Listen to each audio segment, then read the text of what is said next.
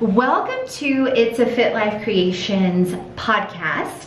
We're here today with Nicole. Super excited to have her here.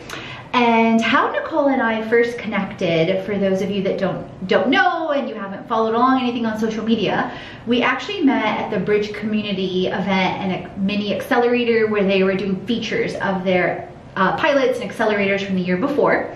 By chance, not by chance, because I like to say nothing's by accident, I was throwing away some water and I saw Nicole, and in typical Katrina fashion said, "You look familiar. I don't know where I've seen you. I think it was at a tech event." She thought it was at a brewery. I agreed, because even though I don't drink, you guys, I do not discriminate. I used to drink, so I was still going. It was a networking event.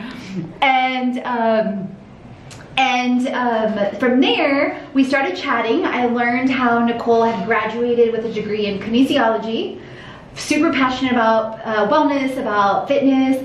Also learned through that she is a recruiter and works with TRC staffing. She just graduated 2 years ago, you guys, and she's one of the most brightest, driven people I've ever come across. So definitely dived into some childhood questions with her because I was super curious. And she's also deeply passionate and gives back exponentially to the community. She's involved with She's a 10, which is focused on empowerment with girls ranging 11 to 17, mainly in the Atlanta market. And so welcome, Nicole. Thanks for having me. Excited to be here. Thank you. So what else would you love to share with our listeners about your story? Yeah, so as Katrina mentioned, I'm very heavily involved in the tech community, being my role, kind of recruiter, account manager, really, with TRC. So I focus a lot on businesses in Atlanta. So I would say that some little tidbits about me that you didn't touch on is my kind of passion for giving back. It definitely comes from my family. I was raised by two hardworking parents.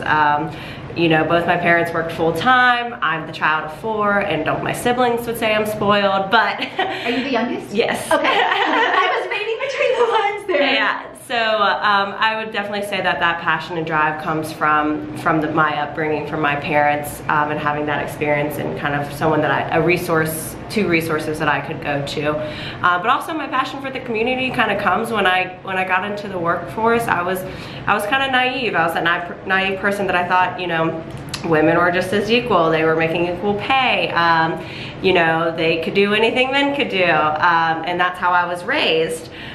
So it was kind of a shell shock for me when I got in and I realized that there aren't a lot of women in technology, and that's something that I definitely want to push to change, not only in just the technology field, but just empowering young girls as well. So that's where She's the 10 kind of comes in and is deep in my heart, because it empowers young women to be themselves and stand up for their really values and voice their opinion.